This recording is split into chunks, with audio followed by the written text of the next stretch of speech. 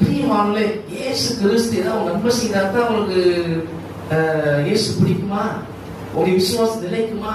அப்படின்னா நல்லா கவனிங்க, அது தேவையின் அடிப்படையில் உண்டான விசுவாசம். அல்லேலூயா. உங்களுடைய தேவையின் அடிப்படையில் உண்டான விசுவாசம். அநேக கிறிஸ்தவர்களுக்கு அவர்களுடைய தேவையின் அடிப்படையில் உண்டான விசுவாசத்தில் தான் வாழ்ந்து கொண்டிருக்கிறார்கள். தேவையின் அடிப்படையில். அல்லேலூயா.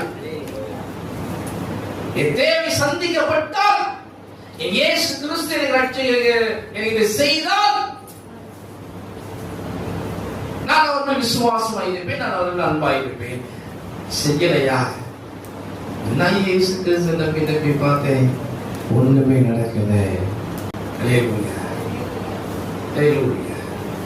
கவனிக்க வேண்டும். கிறிஸ்தவ விசுவாசம் என்பது நம்முடைய தேவையின் அடிப்படையில் அமைவதாக இருக்கக்கூடாது.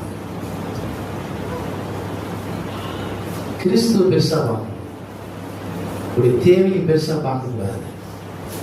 கிறிஸ்துவ பெருசா பார்க்கணும்,